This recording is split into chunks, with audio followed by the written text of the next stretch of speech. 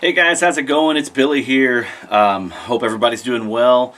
Coming back at you real quick with another kind of a essential 80s, not really a countdown, not necessarily a countdown list, but essential 80s country records.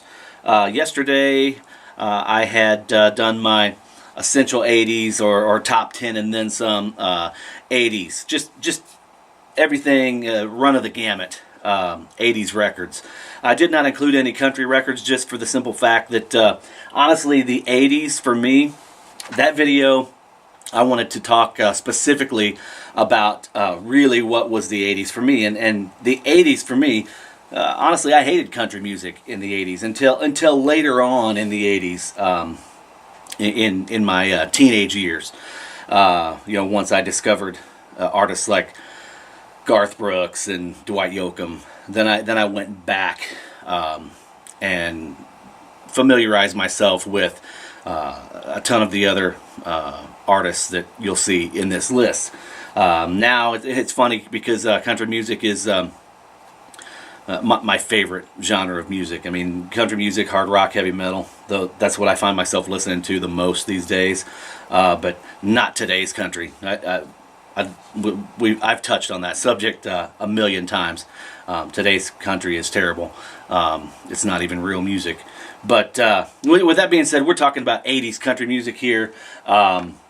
So what I wanted to do was run down a list, and I probably have a little bit more than 10, but basically albums that really summarized 80s country music to me. And 80s country music gets a lot of grief, even from country music fans.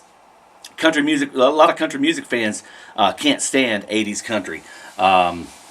There's some of it that's really bad. You know, the synthesized drums, the electronic drums, in a lot of things. It wasn't just the thing that comes to mind is like Alabama. The closer you get, and things like that, Feels So Right.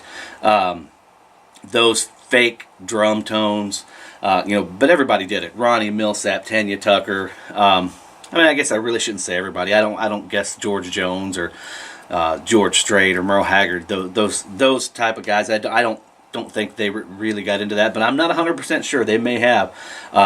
But that was just a product of the time. Everybody was. It was the hot new thing. Oh, look how convenient this is, and it sounds great. Well, it sounded like shit looking back on it. But these albums really scream the 80s for me, and I have a few of them back here in the back that I just want to touch on real quick. These are kind of the honorable mention things, just like in the last video.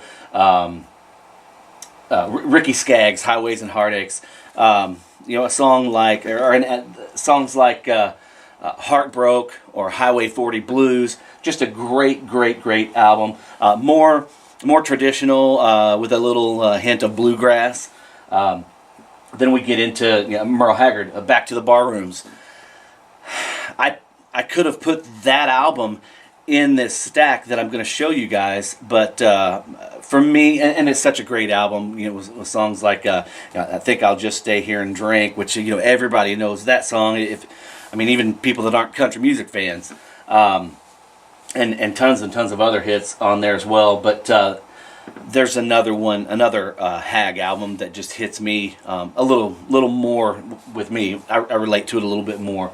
Had to throw Waylon in there, Music Man. Although Waylon really, even coming from such a huge Waylon fan as myself, Waylon had some down years in the 80s. A lot of the guys did, those older guys. They're just kind of hanging on to record deals and putting out records either to fulfill contracts, or they just weren't jiving with what was popular at the time.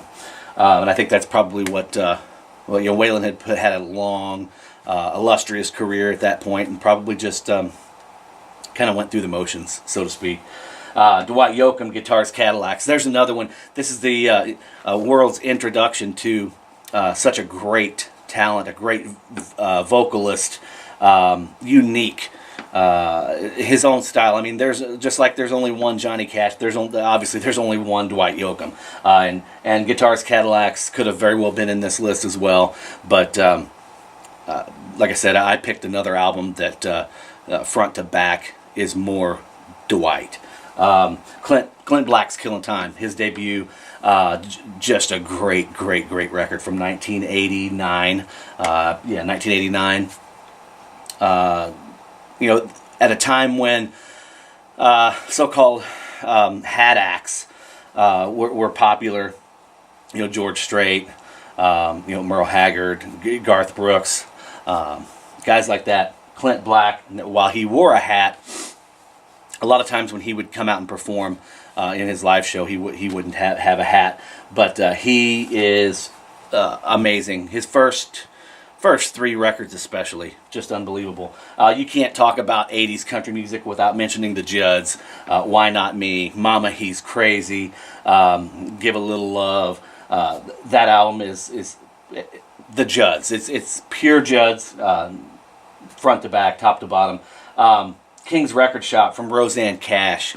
What an unbelievably underrated artist. Obviously living in the shadow of her dad, Johnny, but this and 7 Year Ache, some of the best country records, especially of the 80s. Great records. And then Rodney Crowell, I've talked about this record before, Diamonds and Dirt.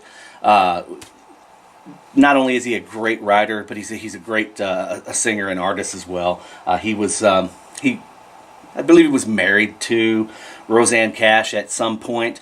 I know I think he produced a couple of her records, played on her records, sang on her records, but great records. So those are kind of the honorable mentions. So let's jump right into it here. 1980s essential country music records, and we're going to start off with a bang right from the get-go. George Jones, I Am What I Am. This here is, I had to put this in here just because A, it's George Jones, and B, it includes, look at the back cover. That's George right there. That's the possum. It includes the pretty much hands down the best country song, the most popular country song ever. He Stopped Loving Her Today. But it also has If Drinking Don't Kill Me, Her Memory Will. So many other good things on here. A cover of Good Hearted Woman, but you got to start with the best. If we're going to talk about the best, you got to start with the best. And George Jones, I Am What I Am. Moving right along. That was 1980. This is 1980 as well. And just like my other list, I have these kind of in order. Hank Jr. Habits Old and New. This is my hands down my favorite Hank Jr. album right here. Songs like Old Habits, Dinosaur, which is, I still play that in my shows to this day, and people, you're hardcore Bo Cephas fans when you play Dinosaur and the place goes crazy. Kalijah, a cover of Kalijah on here. Here I Am Falling Again. The Blues Man, which was a great song, and Alan Jackson even covered that a while back and did a phenomenal job on it.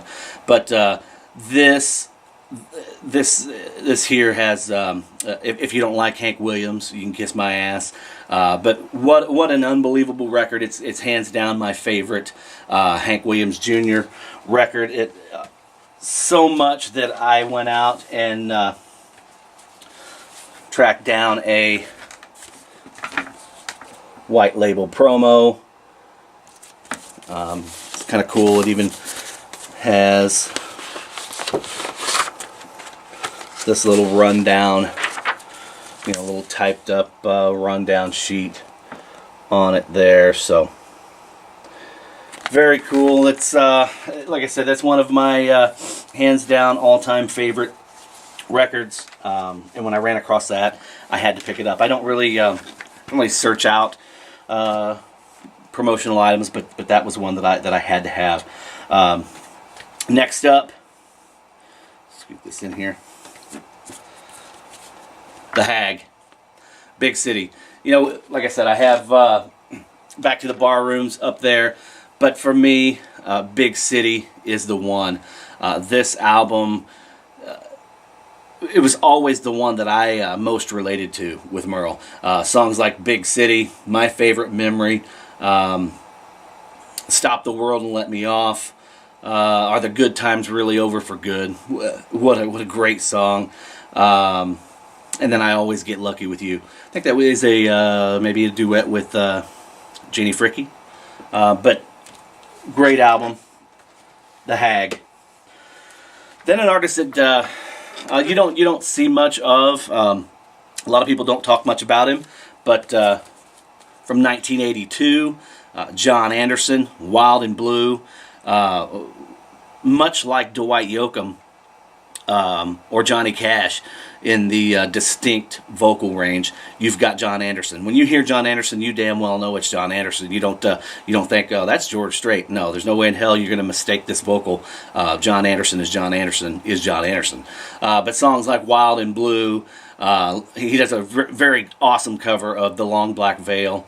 And then, of course, the big one, Swingin'. That song is still a staple in all the bar rooms to this day. So John Anderson, Wild and Blue. Then you can't really talk about 80s country music without talking about these guys, Alabama, mountain music. And speaking of staples of bar rooms all across the country, this song here, man, you play it up and when that fiddle kicks in, people lose their ever-loving minds. But, songs like Mountain Music, Close Enough to Perfect. They do a cover of Creedence Clearwater Revival's Green River, Take Me Down, and Gonna Have a Party. So those were the big singles off of this, and this is from 1982 as well, same as the John Anderson. But like I said, you can't talk 1980s country without mentioning Alabama, and this is one of their finest, Mountain Music. Next on the lot here is the King, George Strait. This is from 1983, I believe. Let me see. Nope, 1984. Does Fort Worth Ever Cross Your Mind? Not only is this Does Fort Worth Ever Cross Your Mind my favorite George Strait song. Love it, love it, love it. Still play it at every show that I play. It's my favorite album, hands down, by George Strait. Maybe Pure Country, but we're talking 80s country. Pure Country would have been 90s, but this is definitely my favorite 80s country George Strait album. Does Fort Worth Ever Cross Your Mind? The Cowboy Rides Away. What a phenomenal song. You want to talk about, signature songs by a guy who has over 60 number ones, I believe. Does Fort Worth Ever Cross Your Mind? The Cowboy Rides Away, and The Fireman. So George Strait, essential 80s country right there. Does Fort Worth Ever Cross Your Mind? And then those of you who have watched my videos for some time now, you've certainly heard me talk about this record. Maybe not this artist too much, but this record in particular is one of my all-time favorite country records from 1986. Like I said earlier, I couldn't stand country music when I was growing up. Mom and Dad forced me to listen to it when we were in the car, or they'd play it on the radio, and I didn't dig it. I was Quiet Riot, Prince, Twisted Sister, Kiss. I had my own thing I was listening to, and it certainly wasn't this crying your beer stuff. But as I got a little older, actually into my early teens, and I discovered these artists that are coming up now from here on out, I fell in love with it, and like I said, went back and discovered all that stuff, all the cool stuff, Buck Owens, the George Jones, Merle Haggard, stuff like that. But from 1986, this is one of those that I didn't discover on my own. This was one of those mom and dad records that they would play in. Dad had a CD player. He was one of the first ones that I knew of that had a CD player. This was 1985. I think Lionel Richie's Can't Slow Down or something was his first CD that he bought, and I remember actually putting it in and Kind of like the scene from The Wedding Singer where Julia says, where do you put the records, or where does the records go? That's kind of how I felt when Dad brought home our first CD player. But Mom had this CD, and she would play it all the time. And this is one of those that I didn't hate. I actually fell in love with this record, and this artist in particular, Randy Travis, Storms of Life. Love this record. Songs like On the Other Hand, and that was the song that that Mom would play over and over and over again. Looking back on it now, I'm wondering if there was there was a reason behind that. I have no idea. But thinking of what that song is about, Mom playing it over and over again, I'm just wondering if there was something going on that I wasn't aware of. But anyhow, songs like On the Other Hand, The Storms of Life, My Heart Cracked But It Did Not Break, Digging Up Bones, No Place Like Home, 1982, Send My Body Home on a Freight Train, The Reasons I Cheat, unbelievable. Unbelievable album by an unbelievable artist. Just great, top to bottom. Randy Travis, Storms of Life. And I could have put Always and Forever in there as well, but this is the one that resonates with me because it was my first exposure to Randy Travis, and it's one I still go back to all the time. As a matter of fact, it's one I turn people on to that maybe want to get into a more laid-back version of country. Somebody says, yeah, I'm a country fan. Oh, really? Who do you like? Oh, man, Luke Bryan and Jason Aldean. Now, listen to some of this and then get back to me and tell me you're still a country music fan, because you're not. That shit isn't country music. That's pop music. If you want to call yourself a country music fan, listen to this, or here's a George Jones, or here's a Merle Haggard, or here's a Waylon Jennings, or here's a Buck Owens. Then get back to me and tell me whether or not you're a country music fan. Down off my pedestal here. 1986, once again. This is another one that there were three artists that came out in 86 that, country music-wise, that turned heads. Dwight Yoakam with Guitars Cadillacs, Randy Travis with Storms of Life, and Steve Earle with Guitar Town. Steve Earle was definitely, this record is a country record. A lot of people don't associate Steve with country music, but this record was a country record. He's kind of the Bruce Springsteen, Bob Dylan, Townes Van Zandt, Guy Clark, John Mellencamp, all rolled up into one. His vocals maybe left a little bit, maybe they were an acquired taste, but I acquired them from the get-go. Songs like the title track, Guitar Town, Goodbye's All We Got Left to Say, Hillbilly Highway, Good Old Boy, Getting Tough, which has been covered 100 times. Such a sad song. My Old Friend the Blues. Someday. Fearless Heart. I mean, so many great songs on this. And I mean, take it for what it is, but I mean, you look through any list, any top 100 or so, top 50, top 100 all-time country music records. This, and even albums of all time. And I'm not saying Rolling Stone is the end-all, be-all of lists, because they're not. But you look on any list, and this is all-time record list. This is on there. I guarantee you, if they're not, they're stoned. This is a phenomenal album. Steve Earle, Guitar Town. And then 1987, The Voice, Vern Gosdin. Now, at this point in the 80s, country music was taking a hard turn to the left. The traditional artists were getting less and less airplay, and were selling less and less records. Artists like Dwight Yoakam, Randy Travis, George Strait, Reba McEntire, Garth Brooks, those kind of artists that was the type of artists that were selling records and getting the airplay. Vern Gosdin comes out of nowhere with this record, Chiseled in Stone, and this is one of the best country albums of not only the 80s but any decade.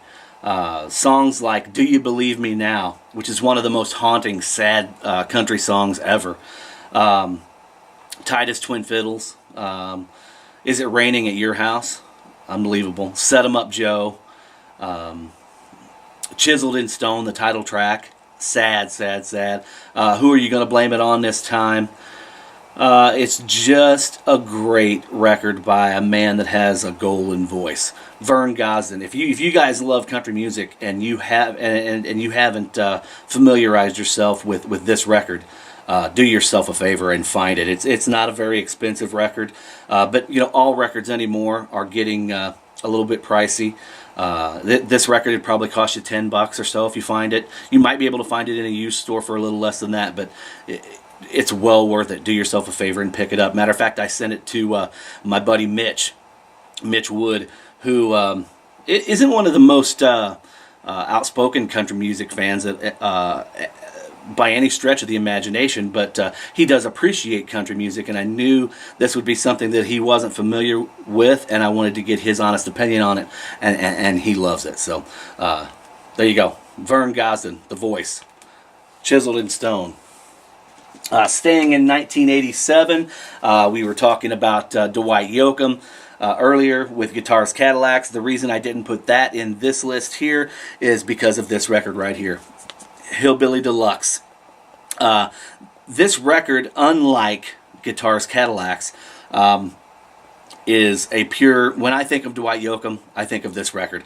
Top to bottom, hits, and it's songs that every song is like, it's Dwight Yoakam.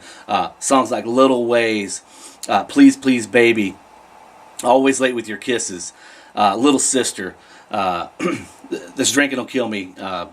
Unbelievable. I think a lot of Dwight's success needs to be credited to his guitar player and producer, Pete Anderson. Pete is a genius. Not only is he a fire guitar player, the dude is an unbelievably talented producer who doesn't get the credit he deserves. So, Dwight Yoakam, Pete Anderson, Hillbilly Deluxe. And then 1988 rolls around, and probably my all-time favorite country singer, and there's a lot of them, but Keith Whitley, Don't Close Your Eyes. A lot of these that you're seeing, the reason these are my sealed copies. I'm that guy. Albums that I really love, I try and keep a sealed copy.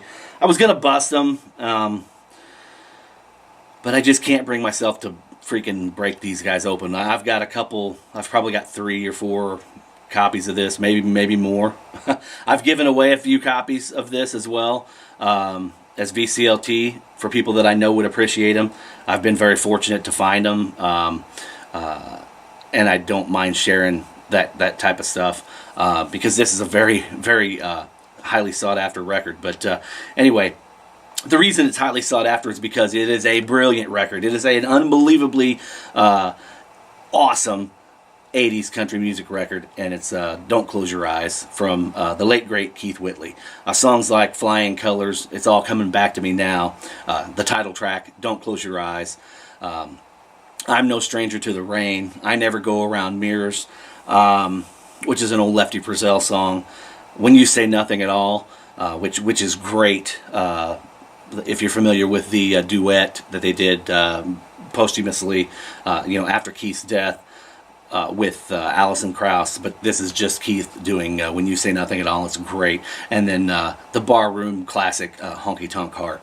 Anyway, favorite of mine, should be a favorite of yours if you love country music. Keith Whitley, Don't Close Your Eyes. And staying in 1988, earlier I showed Steve Earle's Guitar Town, and I tried to limit this. I really wanted to limit this to one record per artist, but I couldn't. I could not leave this record out, no matter how hard I tried. It's Copperhead Road by Steve Earle. This record literally blew my mind when I first heard it. This is the best analogy I can think of. It would be like heavy metal bluegrass, and you all know I'm a heavy metal guy. I love heavy metal, and I love my country. And if you were to put the two into a big pot and mix it up, this is the record you would get, no doubt. Steve Earle's Guitar Town, not Guitar Town. We already talked about Guitar Town. Copperhead Road. Much like Pete Anderson is a lot of the genius behind the sound of Dwight Yoakam.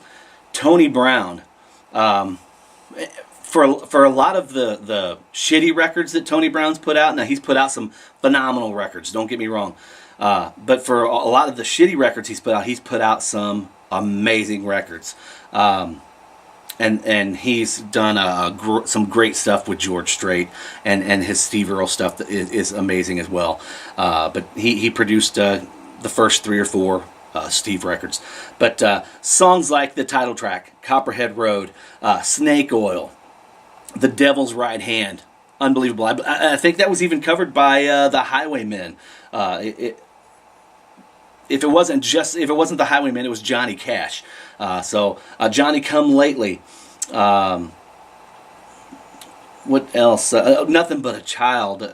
This album is killer, and like I said, it's the closest thing to heavy metal, country music that I've ever heard. A lot of people would claim Hank the Third. I don't really I don't get into Hank the Third stuff, but this is a truly awesome record. 1988's Steve Earle, Copperhead Road. And we're going to close it out with my favorite. You guys, it's no secret. The debut from Garth Brooks, 1989, self-titled debut. This record literally changed my life. It's the reason I sing country music to this day.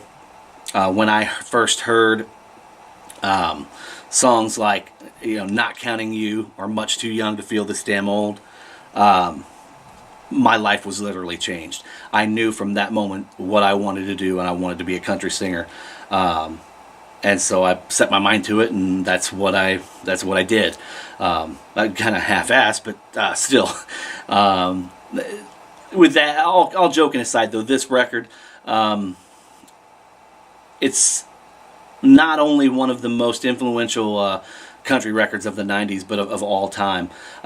Songs like Not Counting You, If Tomorrow Never Comes, Every Time That It Rains, Alabama Clay, Much Too Young to Feel This Damn Old, a great story song like Cowboy Bill.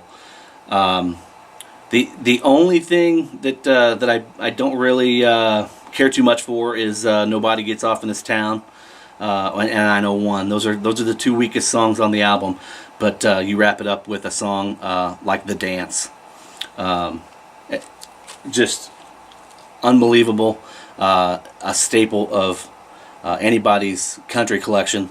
But definitely, this wrapped up. This was a perfect album to wrap things up. Ultimate 80s country. Garth Brooks, 1989, self-titled debut. So guys, there you have it. There's my essential 80s country albums. I hope you guys enjoyed it. I know there aren't many guys that share or even talk about country music in the VC. I wish more people would get out there and talk about it, because I know there's people that love country music. I just wish more people would feel comfortable sharing that. Everybody's been more than welcoming to me. Nobody has poo-pooed all over my videos or trolled any of my videos simply because I'm talking about country music. So if you love country music, man, share it. Be loud, be proud. I hope you guys enjoyed this. If you're not familiar with any of these records, by all means, go out and get them. Let me know what you think in the comments. Good, bad, or indifferent. Let me know. But guys, as always, thanks for tuning in. Take care. Peace.